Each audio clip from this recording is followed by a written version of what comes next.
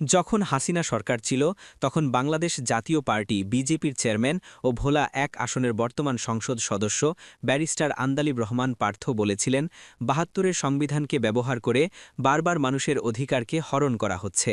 যেই সংবিধান মানুষের কল্যাণের জন্য না, মানুষের ইচ্ছার প্রতিফলন হয় না, মানুষের ভবিষ্যৎ দেয় না, মানুষের প্রোটেকশন দেয় না, এই সংবিধানকে মানুষ ছুঁড়ে ফেলে দিবে।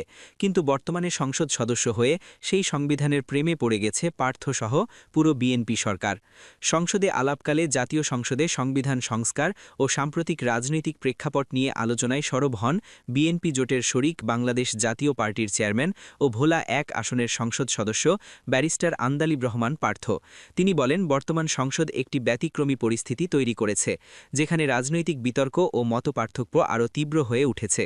মঙ্গলবার সংসদের অধিবেশনে বিধি ৬২ অনুযায়ী আলোচনায় অংশ নিয়ে পার্থ অভিযোগ করেন, শুরু থেকেই জুলাই আন্দোলনকে কেন্দ্র করে এক ধরনের রাজনৈতিক দৃষ্টিভঙ্গি চাপিয়ে দেওয়ার চেষ্টা চলছে। ভিন্নমত প্রকাশ করলেই সেটিকে ওই আন্দোলনের বিপক্ষে দাঁড় করানোর প্রবণতা গণতান্ত্রিক চর্চার পরিপন্থী।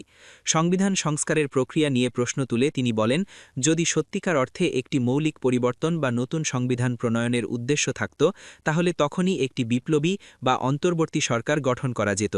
বিদ্যমান সাংবিধানিক কাঠামোর মধ্যেই বড় পরিবর্তনের উদ্যোগ গ্রহণকে তিনি প্রশ্নবিদ্ধ হিসেবে উল্লেখ করেন।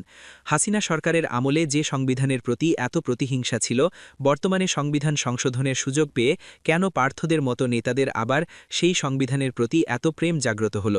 মরহুম খালেদা জিয়াও তো বলেছিল, সরকার গঠন করলে ৭২-এর সংবিধান ছুঁড়ে ফেলে দেওয়া হবে।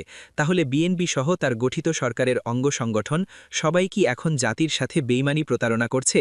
কারণ গণভোটে সংবিধান সংশোধনের পক্ষে ৭১% মানুষ ভোট দিয়েছে।